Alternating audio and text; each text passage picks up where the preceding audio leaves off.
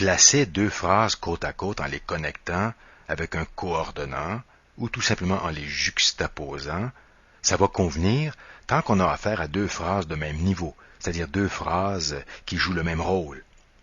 Dans tous nos exemples aujourd'hui, on coordonnait ou on juxtaposait deux phrases autonomes, deux phrases indépendantes l'une de l'autre. Mais il arrive assez souvent que les deux phrases qu'on veut combiner jouent pas le même rôle, ils sont pas de même niveau. C'est le cas quand une des deux phrases joue seulement le rôle de complément. Nous observons les étoiles quand le ciel est clair.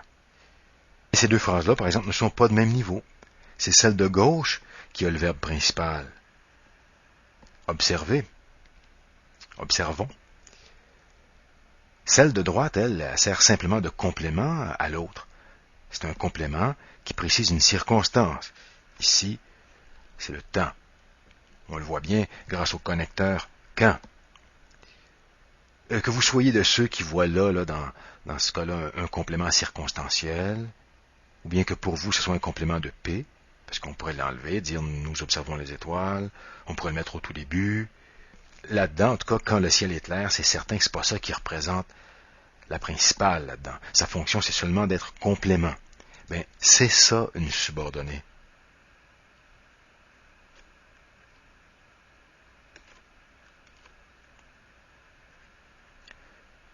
On peut dire sans trop se tromper que la subordonnée, c'est à toute fin pratique, quasiment tout le temps, un complément. Pas coordonné, subordonné. Pas à côté, mais en dessous.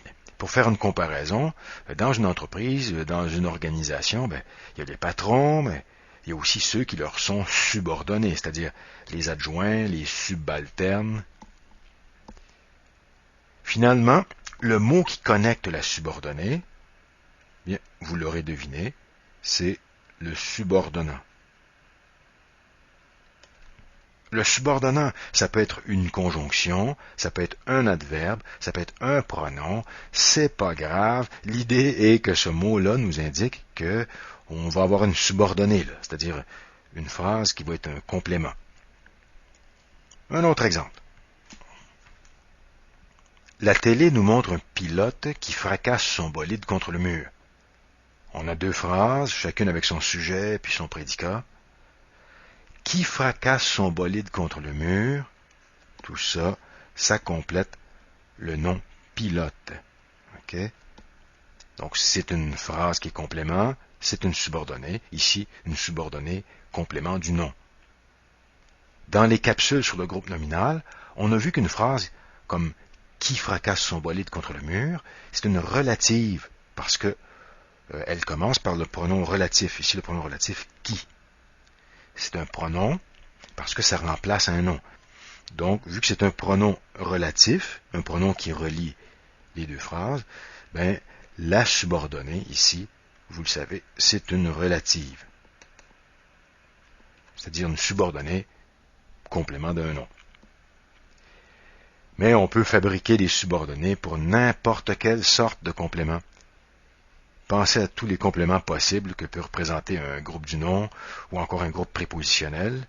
Complément du verbe, complément du nom, complément du pronom, complément de l'adjectif, alouette. Si jamais vous n'êtes pas à l'aise avec les différentes sortes de compléments, là vous devriez vraiment aller consulter soit une grammaire, soit la capsule groupe nominal 3 sur les fonctions du groupe nominal, ou bien la capsule sur le groupe prépositionnel. Comme ça, quand vous reviendrez écouter cette capsule-ci, ça va être pas mal plus clair.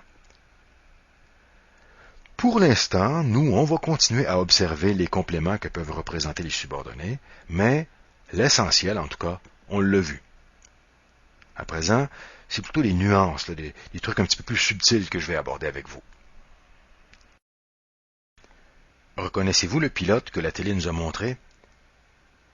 Cette fois-ci, la phrase « que la télé nous a montré », ça nous dit encore de quel pilote il s'agit, ça complète encore le nom pilote. On a donc encore un pronom relatif, c'est encore une relative, notre subordonnée. Mais cette fois-ci, le pronom relatif « que », il sert de complément direct du verbe montrer de la phrase que l'atelier nous a montrée. C'est pour ça qu'on emploie que, tandis que dans l'exemple du haut, qui fracasse son bolide contre le mur, qui représentait le sujet de la relative. Donc on employait qui. Donc, qui pour le sujet, que pour le complément direct. Les organisateurs de la course ont promis que le circuit serait plus sécuritaire l'an prochain. On a encore deux phrases, chacune avec son sujet et son prédicat. La phrase de droite, que le circuit serait plus sécuritaire l'an prochain, ça représente le complément direct de la première. Ils ont promis quoi? C'est l'objet de leur promesse, employez la technique qui vous convient, mais cette subordonnée-là, c'est une subordonnée complément direct. Mais, cette fois-ci, le subordonnant que, même ici c'est un complément direct, ça ne représente pas un nom, c'est pas un pronom relatif. Ça ne remplace pas le nom qui le précède immédiatement, comme on avait ici, ou encore là. Le pronom relatif remplaçait le nom qui était là immédiatement à côté. Mais cette fois-ci, c'est un verbe qu'on a à côté. C'est le verbe ont promis. Donc, c'est pas un pronom qui remplace un nom ici. Que, ici c'est une conjonction, c'est pas tellement grave, mais il s'agit de ne pas se laisser leurrer à croire que c'est une relative. À vrai dire, il ne s'agit pas d'une relative, donc l'autre option c'est une complétive. On peut dire en gros que la subordonnée est soit relative, c'est-à-dire complément du nom, ou complétive. Le mot complétive sert simplement pour dire que c'est un complément, sans préciser plus loin que ça. La plupart du temps, la subordonnée complétive complète un verbe, comme ici, mais ça peut aussi arriver que la complétive complète un adjectif. On peut s'estimer heureux que personne n'ait été blessé gravement. Que personne n'ait été blessé gravement, la subordonnée ici complète, encore une fois, c'est une subordonnée, c'est un complément, mais ça complète heureux, l'adjectif heureux. On a donc une subordonnée complétive, encore une fois, mais complément de l'adjectif.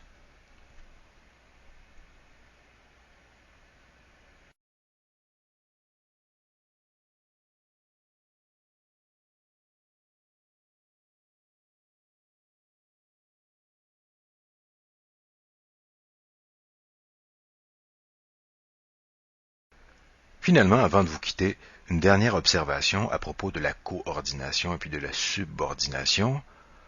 On a dit précédemment qu'on ne peut coordonner que des phrases de même niveau, de même fonction, puis que par conséquent, ce qui est le plus probable, le plus facile à coordonner, le plus fréquent, c'est de coordonner des phrases autonomes, des phrases indépendantes.